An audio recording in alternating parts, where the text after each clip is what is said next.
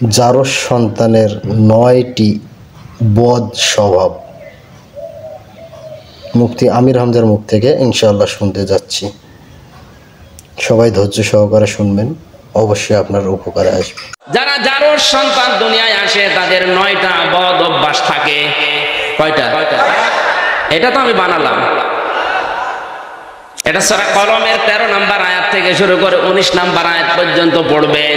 এখানে 9টা বদ অভ্যাস আছে। কাদের? আরো জোরে বলেন। জারজ সন্তান যারা দুনিয়ায়, এটা যেহেতু আজকে রেকর্ড হয়ে কালকে ছড়িয়ে যাবে তামাম দুনিয়ায়। আমার সামনে এখন মাত্র 5,000 মানুষ না, আমার সামনে এখন তামাম দুনিয়ার 750 কোটি মানুষ। সবাইকে উদ্দেশ্য করে বলছি, যারা জারজ সন্তান তাদের 9টা বদ অভ্যাস। কয়টা? 1 নম্বরে উতুল্লিম বাদা যালিকা জানিম, তারা বদ মেজাজি হয়। কি হয়? বদ মেজাজি হয়। কারা? যারা জারজ সন্তান তারা। এই জন্য যারা বৈধ সন্তান তাদের মেজাজ কোনোদিন হট হয় না, গরম হয় না, বদ মেজাজ হয় না। দুনিয়ায় যত নবী ছিল তারা বৈধ না অবৈধ? প্রতিটি নবী এই জন্য বদ মেজাজ ছিল। কথা বোঝেন? প্রতিটি কথাই চিন্তা ভাবনা করে বোঝেন। আপনাকে আমি ইন্ডিকেট করে বলছি না, মিলে গেলে আমার কিছু করার নেই। প্রতিটি নবী বৈধ সন্তান, এই জন্য প্রতিটি নবী ছিল মার্জিত, নরম। কথা বলেন না কেন? কিন্তু যারাই বদ মেজাজি তারা, আপনি খোঁজ খবর নিয়ে দেখবেন তাদের জন্ম উল্টাপাল্টা আছে। হয়তো 6 মাসের আগে দুনিয়ায় এসেছে। 6 মাসের আগে যদি আসে, ওটা কি? জারজদের বদ অভ্যাস। প্রথমটা এবার মিলান। আপনার কুষ্টিয়া জেলার, আমি নাম নিলাম না, এই লোকটা থেকে শুরু করে সারা বাংলাদেশ সহ বিশ্বের দিকে আজ তাকান। যারা আজ বদ মেজাজি, আমার কোরআনের আয়াতের দিকে তাকিয়ে বলতে মনে হচ্ছে গলা চুলকাচ্ছে, না বলে তো পারছি না।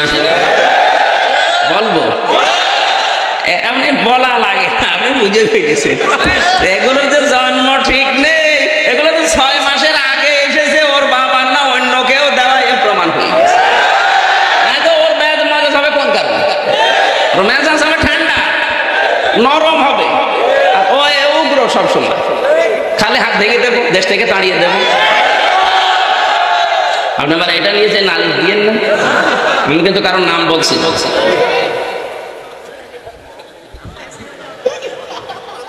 আমার ভাইরা, 6 মাসের আগে দুনিয়ায় কেউ আসলে ওটা কি?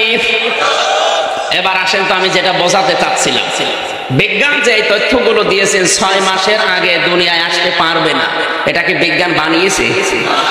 বিজ্ঞানের প্রতিটি তথ্য হয় কোরআন থেকে না হাদিস থেকে গবেষণা করা। এটা সূরা আহকাফ 26 নম্বর পারা 15 নম্বর পৃষ্ঠা 10 নম্বর লাইনের 15 নম্বর আয়াতের মাঝের অংশে আছে। এখানে একেবারে ইন্টারন্যাশনাল হাফেজ বসে আছে। আমি ইন্ডিকেট করছি কাদেরকে, একটু খেয়াল করেন। হামালাতুহু উম্মুহু করহা ওয়া ওয়াদাতুহু করহা ওয়া হামলুহু ওয়া ফিসালুহু 30 শাহরা। এই আয়াত আছে তো কোরআনে। কি বুঝলেন এখান থেকে? আল্লাহ পাক বলেন, তোর মা তোকে পেটে বহন করেছে কষ্টের পরে কষ্ট সহ্য করে। শুধু কষ্টের পরে কষ্ট সহ্য করে পেটে বহন করায় না, তোকে দুধ খাওয়িয়েছে। সব মিলে 30 মাস। সব মিলে শব্দের দিকে আমরা দেখলাম কি? ওয়া হামলুহু ওয়া ফিসালুহু, মাঝখানে 2টা ওয়া আছে। তোর মা তোকে বহন করেছে এবং দুধ খাওয়িয়েছে। ফিসাল মানে দুধ খাওয়ানো। দুধ খাওয়িয়েছে 30 শাহরা, সব মিলে 30 মাস। আমরা জানি সন্তানকে দুধ দেওয়া লাগে কয় মাস? না না, 2 বছর। 2 বছরে কয় মাস হয়? 24 মাস। এখানে আল্লাহ দিলেন 30 মাস। হ্যাঁ হুজুর, আপনি আলেম না? হ্যাঁ, 30 শাহরা মানে 30 মাস। দুধ খাওয়ানো লাগে 2 বছর, তার মানে 24 মাস। তাহলে আয়াতটা ভুল না? না বললে হবে, আপনাকে মিলিয়ে দিতে হবে। না মানে এই যে মাঝখানে ওয়াটা আছে, ওয়া আরবি গ্রামার অনুযায়ী ব্যবহার হয় 19টা অর্থ। এখানে আলেম নেই? 19টা অর্থে ব্যবহার হয় ওয়া। এদিকে একটু খেয়াল করে দেখেন। সূরা আহকাফ, আমি আবার বলছি, বাড়ি যাই একটু পড়ে। সব আমি একাই পড়বো, আপনার কি হয়েছে? ওয়া হামলুহু ওয়া ফিসালুহু, তাকে পেটে বহন করা। হামালা মানে বলেন না কেন? এই জন্য সাইকেলের বা মোটর সাইকেলের পেছনে যে কি থাকে, ক্যারিয়ারের আরবি কি? হামলন। হামলন মানে বহন করা। ও কি করে নিয়ে বেড়ায়? এই শব্দগুলো একটু মনে রাখবেন। দেখবেন মায়ের পেটে সন্তান থাকে, মা কি করে? তাকে বহন করে এবং দুধ খাওয়ায়। তাহলে বহন করা 2 বছর, তার মানে 24 মাস। আর দুধ খাওয়ানো না না, ও হামলহু মানে তাকে বহন করে 6 মাস। ও ফিসালুহু, তাকে দুধ খাওয়ানো 24 মাস। 24 আর 6 কত হয়? তাহলে 30-এর ভেতরে আমরা 24 যদি দুধ খাওয়ানো বাদ দেয়, থাকে 6 মাস। বিজ্ঞান জানিয়েছে 6 মাসের আগে দুনিয়ায় অন্তত কেউ আসলে ওটা তার বৈধ সন্তান হতে পারে, ও মানুষই হবে না। 6 মাসের আগে আল্লাহ রুহু দেওয়া সম্ভব না। এখান থেকে প্রমাণ হয় যে দুনিয়াতে যে মানুষগুলো 6 মাসের আগে আসে, ওরা আসল বাবার না, ওটা নকল বাবা। পৃথিবীতে এখন রাষ্ট্র আছে 228টা। কয়টা? 228টার জরিপ আছে। জানুয়ারি মাসের 1 তারিখে বের হয়েছিল। সারা দুনিয়ার 228টা রাষ্ট্রের এই জরিপ আমি পড়ার পরে দেখেছি, বিয়ের আগে সন্তান জন্ম দেওয়ার তালিকায় নাম আছে 1 নম্বরে ফ্রান্সে। তাম দুনিয়ায় বিয়ের আগে সন্তান জন্ম দেয় যে দেশ বেশি, তাদের নাম কি? ফ্রান্স। এই যে কিছুদিন আগে আমার নবীকে উল্টাপাল্টা গালি দিও, কারা? বলে না কেন? এই দোষ কি ফ্রান্সের না ওদের জন্মের? কারণ যারা সন্তান, তাদের যে 9টা বদ অভ্যাস আছে। 1 নম্বর ওরা বদমেজাজি, 2 নম্বরে তারা রাসূলকে গালি দেয়, রাসূলকে অপমান করে। ওদের চিন্তা ভাবনায় থাকে কি করে মুহাম্মদ রাসূলুল্লাহকে অপমান করা যায়। এখন যেহেতু মুহাম্মদ রাসূলুল্লাহ নেই, তার উত্তরাধিকারী আলেমরা আছে। আজও যারা পৃথিবীতে আলেমদেরকে অসম্মান করে, তাদের ছোট করতে চায়, তাদের সম্মান নষ্ট করতে চায়, বুঝতে হবে এইটাও যারা সন্তান। এখন যে গালিগালাজ করে, আলেমদের উল্টা পাল্টা বলে, ছোট করে, এ দোষ কি তার না জন্মের? জন্মের দোষ, ওর দোষ না, জন্মের দোষ আছে। এই কথা বললে যারা এরকম বিরোধিতা করছে, তারা তো আমারে বলবে যে হুজুর খুব ভালো। এই জন্যই তো আসতে দিতে চাই, কারণ জানে যে আমার সব গোপন কথা ফাঁস করে দিবে। তাফসির মানে ফাঁস করা। তাফসির মানে কি? আমি যদি মাওলানা হাফেজ আব্দুল্লাহর বাড়িতে গিয়ে সালাম দেয়, ওনার ছোট্ট একটা বাচ্চা বেরিয়ে বলছে, মাওলানা আমার বাবা বাড়ি নেই, উনি ঢাকায় আছে, 3 দিন পরে আসবে, আপনি চলে যান। এত সুন্দর কণ্ঠে আমারে ডাক দিয়েছে, ওটা ছেলে না মেয়ে বোঝা যাচ্ছে না। এখন ওটা আব্বু বলবো না আম্মু বলবো, আমি নিজেও টের পাচ্ছি না।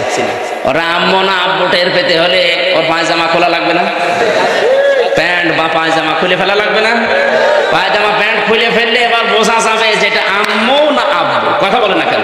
কারণ ওটা আবরণ দিয়ে ওর পুরা শরীর ঢাকা আছে।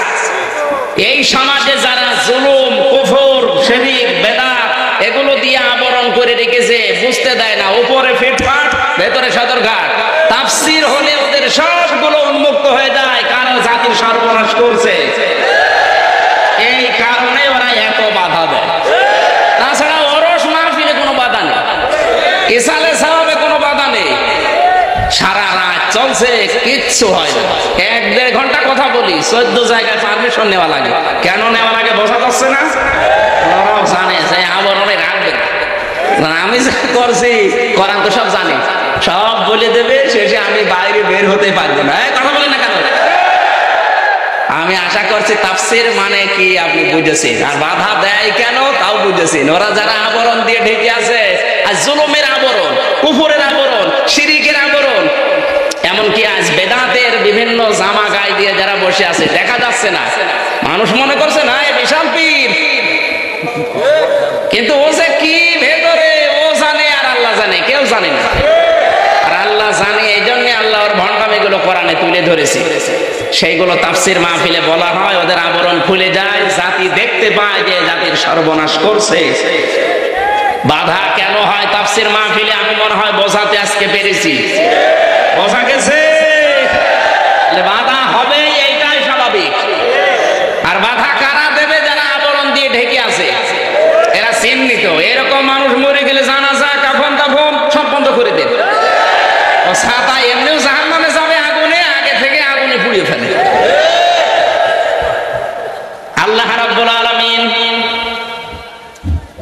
মানুষের মায়ের পেটের ভেতরে খাবারের ব্যবস্থা করার পরে জানিয়েছেন, বান্দা ভালো করে খেয়াল করবি, আমি কিন্তু তোকে রক্ত থেকে বীর্য, এরপরে তোর মায়ের পেট থেকে আস্তে আস্তে তৈরি করলাম।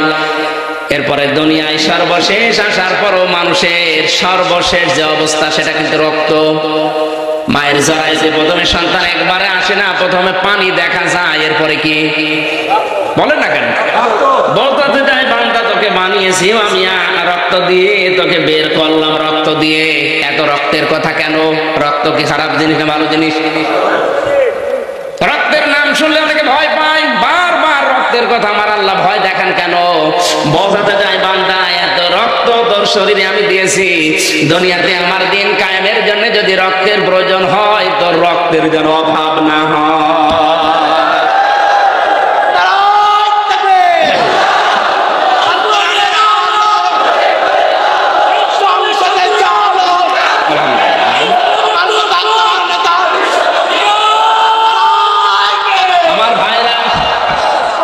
এবারে এরপরে আমার আল্লাহ বাচ্চার আকারে আস্তে করে দুনিয়াতে নিয়ে আসবেন, এ দায়িত্ব শুধুমাত্র আল্লাহর। যদিও দায়িত্ব এখন আমরা ডাক্তারকে দিয়েছি, সিজার ছাড়া এখন আর বাচ্চা হয় না। দুনিয়াতে আমি আজ পর্যন্ত শুনিনি যে কোনো কুকুরের সিজার লাগে, অথচ কুকুরের বাচ্চা কিন্তু 8টা 10টা করে হয়। বলেন না কেন? তাদেরকে আকাশ থেকে পড়ে, তারা যদি বাচ্চা 8টা 10টা দিতে পারে সিজার ছাড়া, আল্লাহু আখরাজাকুম মিন বুতুনি উম্মাহাতিকুম, আল্লাহ বলেন মায়ের পেট থেকে বাচ্চা বের করার দায়িত্ব আমার। মেয়েদের আজ এই বিশ্বাসটা, যদিও এই শহর এলাকার মানুষের মনে হয় আছে, আছে, এরা তো আর যেতে পারে না, মরলেও মরো বাঁচে বাঁচো, এই বিশ্বাস আল্লাহর উপর আছে। এই জন্য অন্তত এখনো নর্মালে এখানে হয়, কিন্তু এই শহরে এদের বিশ্বাসই নেই, এদের যত বিশ্বাস ডাক্তারের। এমনকি পেটে সন্তান রাখা অবস্থায় 8-10 বার করে আল্ট্রাসাউন্ড করে, এরকম মহিলাও আছে। আমি কম্পিউটার বুঝি এবং জানি, আমি দেখেছি ওখানে থেকে। আমার মনে হয় কোন মহিলার বাচ্চা পেটে রাখা অবস্থায় যদি পুরুষ মানুষ দিয়ে কেউ আল্ট্রাসাউন্ড করে, ওই মহিলার মরে যাওয়া ভালো। আপনি আন্দাজে না বুঝে ঠিক ঠিক বলছেন, যারা বুঝেছে তারা যদি বলতো ঠিক আছে আমি নিচে নামলাম না, আপনারা এগুলো করবেন না। সন্তান পেটে রাখা অবস্থায় খেজুর যদি পারেন, সে যে খেজুর হোক, শুধু ওই আজওয়া খেজুর, মরিয়ম খেজুর খাওয়া লাগবে না, যে কোনো খেজুর, মধু, কালো জিরা আর ধনিয়া পাতা এই এলাকায় পাওয়া যায় না, এই সমস্ত জিনিসগুলো সন্তান পেটে রাখা অবস্থায় খাবেন। আমার আল্লাহ নরমালে বাচ্চার ব্যবস্থা করবেন। পেটে সন্তান রেখে ওরা খায় হরলিক্স, কারণ চামড়া আরো মোটা হয়। বাচ্চা আসবে, সে হাইব্রিড বাচ্চা কেটে বের করা লাগে। আর হাইব্রিড আসলে দুনিয়ায় কি হাইব্রিড শয়তান হয়? হাইব্রিড শয়তান দুনিয়ায় নেই, নাম ধরা লাগবে, কেউ চিনতো না, হঠাৎ আঙ্গুল ফুলে কলা গাছ। হাইব্রিড মায়ের পেট থেকে দুনিয়ায় আসার আগে মহান আল্লাহ তার এই দামি মেহমানের জন্য খাবারের ব্যবস্থা আগে মায়ের বুকের উপরে গরম করে রেডি করে রাখে। যে মেহমান যত দামি, তার খাবার তত আগের থেকে তৈরি করা হয়। মাওলানা আব্দুল্লাহ যদি জানে আমির হামজা আসছে আমার বাড়িতে, উনি যেহেতু জানে ওনারে পাওয়া যায় না, 1-1.5 বছর আগে ডেট নেওয়া লাগে, উনি কিন্তু 2-3 দিন ধরে প্রস্তুতি নেবে কি খেলে হুজুর খুশি হয়। আর যদি ফকির আসে 2-3 দিন আগে, ও যখন আসবে তখনও বলবে ওই বাইরে কি বুঝলেন? মেহমান যত দামি, তার খাবারের তোড়জোড় হয় তত আগে। আমরা আল্লাহর এত মেহমান যে 2-3 মাস 3 মাস 4 মাস আগে না, 6 মাস আগে আমাদের খাবার সব রেডি করা আছে গরম করে। সুবহানাল্লাহ বলতে পারেন ভাই? 6 মাস একাধারে কোন মানুষ যদি 2 বছর একাধারে মায়ের স্তন পান করে, দুনিয়ার কিচ্ছু না খায়, তাও সে বেঁচে থাকতে পারবে। যদিও এখন অনেক মায়েরা নিজের বডি ফিগার নষ্ট হবে বলে সন্তানকে দুধ দিতে চায় না। যারা সন্তানের অধিকার নষ্ট করেন তাদের স্তন ক্যান্সার বেড়ে যাচ্ছে। আমি তামিলনাড়ু ছিলাম কিছুদিন আগে, ওখানে 100 জনের 98টা মহিলার স্তন ক্যান্সার। খ্রিস্টান যারা ডাক্তার আছে ওনারা, আমি ওই ফার্সিতে কথা বলে, উর্দুতে কথা বলে, এরপরে হিন্দি, ইংরেজি, জিজ্ঞাসা করলাম যে এদের স্তন ক্যান্সার হওয়ার পেছনে কারণ কি? যে এরা স্তনের দুধগুলো জমা করে রাখে, বড় বড় হাই কোয়ালিটি যারা হাই সোসাইটির মেয়েরা এরা দুধ দিতে চায় না, স্বামীকে শুধু বলে ডানো আনো। পাগল হয়েছে, জন্ম দিয়ে দিলাম আবার বলছে ডানো আনো। ওই ডানো আনো, ডানো খাওয়া। ওদের নিজেদের স্থানের দুধগুলো সন্তানের অধিকার ছিল 2 বছর পান করানো, হাওলাইনি কামিলাইনি। কয় বছর? ওরা দেয় না। এই জন্য ওগুলো জমাট বাঁধা থাকে, জমাট বাঁধা থাকলে ওগুলো নষ্ট হয়, পছন্দ ধরে, শেষ পর্যন্ত কেটে বাদ দেওয়া লাগে। পৃথিবীর কোন জিনিস যদি এক জায়গায় থাকে দেখবেন ওটা কিন্তু ঠিক থাকে না, নষ্ট হয়ে যায়। লোহা লক্কর এক জায়গায় রেখে দেবেন, মরিচা ধরবে, জং ধরে যাবে, নষ্ট হয়ে যাবে। এক কথা বলছেন না, যত ব্যবহার করবেন তত ওর ধার ঠিক থাকবে। এই যে আমার একটা প্রাইভেট গাড়ি আছে, আমি আজ 6 মাস প্রায় ফেলে রেখেছি, প্রায় নষ্ট হয়ে গেছে। যতদিন চালু ছিল ততদিন কি ছিল? এই নদীর পানি, নদীর পানি কেউ যদি জমাট করে রাখে দুর্গন্ধ হবে না? কথা বলেন না কেন? এই জন্য পুকুরের পানি দেখবেন মাঝে মাঝে যদি জমাট বেঁধে থাকে দুর্গন্ধ হয়, ওখানে পোকামাকড় তৈরি হয়, পচন ধরে, নষ্ট হয়ে যায়। আর নদীর পানি যেহেতু যেতেই আছে, কোনো বাধা নেই, এই জন্য পচন ধরে না। এই কথা বলছেন না কেন? তাহলে কি বুঝলেন আপনি বলেন?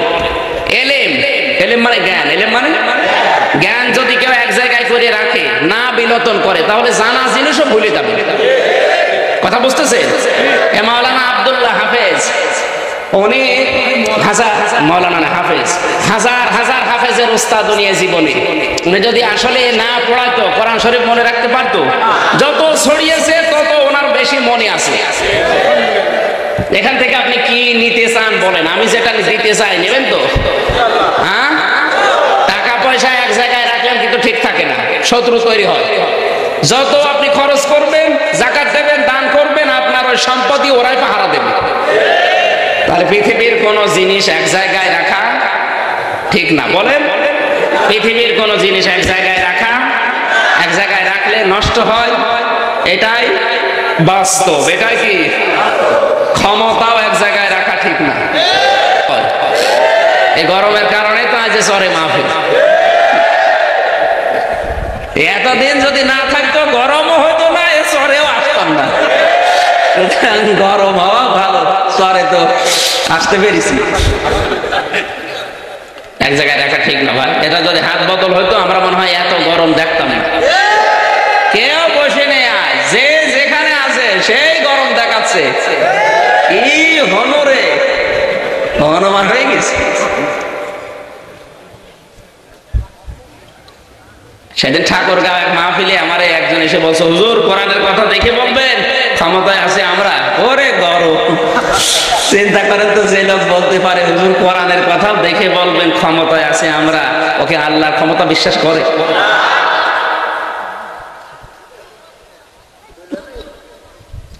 এর পরবর্তী যে শব্দটা, এটা সুম্মা ইন্নাকুম বাদা যালিকা লামাইয়িতুন, সুম্মা ইন্নাকুম ইয়াওমাল কিয়ামাতি তুবাসুন। এটা মরণ সংক্রান্ত আর কিয়ামতের যে বিচার আচার, এগুলো আমরা মনে হয় আসরের নামাজ পড়ে নিলে ভালো হয়, কারণ সময় এখন প্রায় 20 বাজে।